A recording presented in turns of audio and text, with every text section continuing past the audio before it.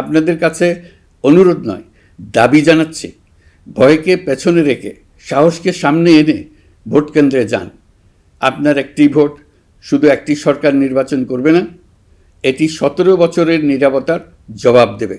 আমরা কি একটা বৈষম্যহীন, ন্যায়ভিত্তিক ও জবাবদিহিমূলক রাষ্ট্র গড়তে পারবো, নাকি আবারও পুরনো ক্ষমতা কেন্দ্রিক ও অনিয়ন্ত্রিত বৃত্তে ফিরে যাব? এই প্রশ্নের উত্তর দেবে গণভোট। আমি সকল প্রতিদ্বন্দ্বী প্রার্থীর প্রতি আন্তরিক আহ্বান জানাই, নির্বাচনের ফলাফল যাই হোক না কেন, ব্যক্তিগত বা দলীয় স্বার্থের ঊর্ধ্বে উঠে জাতির বৃহত্তর স্বার্থকে প্রাধান্য দিন। বিজয় যেমন গণতন্ত্রের অংশ, তেমনি পরাজয়ও গণতন্ত্রের অবিচ্ছেদ্য সত্য। নির্বাচনের পর সবাই মিলে একটি নতুন, ন্যায়ভিত্তিক, গণতান্ত্রিক ও অন্তর্ভুক্তিমূলক বাংলাদেশ গড়ার কাজে আত্মনিয়োগ করুন। প্রিয় দেশবাসী, আজ আমি বিশেষভাবে কথা বলতে চাই আমাদের তরুণ ভোটার ও নারী ভোটারদের সঙ্গে। আপনারাই সেই প্রজন্ম যারা গত 17 বছর ধরে ভোটাধিকার থাকা সত্ত্বেও ভোট দিতে পারেননি।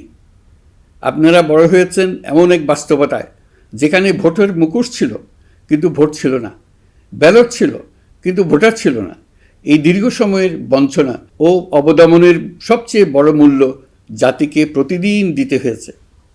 তবু আপনারা আশা ছাড়েননি, অন্যায়ের সামনে মাথা নত করেননি। আন্দোলনে, প্রতিবাদে, চিন্তায় ও স্বপ্নে আপনারা একটি নতুন বাংলাদেশের আকাঙ্ক্ষা লালন করেছেন। আজ জুলাই গণঅভ্যুত্থানের মাধ্যমে ইতিহাসের গতিপথ বদলানোর সেই দিনটি এসেছে। বিশেষ করে আমাদের নারীরা মুক্তিযুদ্ধ থেকে শুরু করে বাংলাদেশের সবকটি গণ আন্দোলন, পরিবার থেকে রাষ্ট্র, সবখানেই শক্তি হয়ে দাঁড়িয়েছেন। নারীরাই ছিল জুলাই গণঅভ্যুত্থানের সম্মুখ সারির যোদ্ধা। নারীরাই এই দেশের অর্থনীতির অন্যতম চালিকা শক্তি। বৈদেশিক মুদ্রা আয়ের শক্ত ভিত, ক্ষুদ্র ঋণ, কুটির শিল্প, নারী উদ্যোক্তা, এই শব্দগুলোর পেছনে আছে পরিবর্তনের গল্প, পরিবার ও সমাজে স্বাবলম্বী হবার গল্প। আপনারা ঘরে, রাজপথে সমানভাবে সংগ্রাম করেছেন, সন্তানদের ভবিষ্যৎ আগলে রেখেছেন, সমাজকে টিকিয়ে রেখেছেন, অথচ রাষ্ট্রীয় সিদ্ধান্তে নিজেদের মত প্রকাশের সুযোগ থেকে দীর্ঘদিন বঞ্চিত হয়েছেন। এই নির্বাচন আপনাদের জন্য এক নতুন সূচনা। আর আমাদের তরুণরা, যাদের স্বপ্ন, মেধা ও শক্তি আগামী বাংলাদেশের ভিত্তি, এই ভোট আপনাদের প্রথম সত্যিকারের রাজনৈতিক উচ্চারণ। তাই আমি আপনাদের কাছে অনুরোধ নয়, দাবি জানাচ্ছি, ভয়কে পেছনে রেখে সাহসকে সামনে এনে ভোট কেন্দ্রে যান।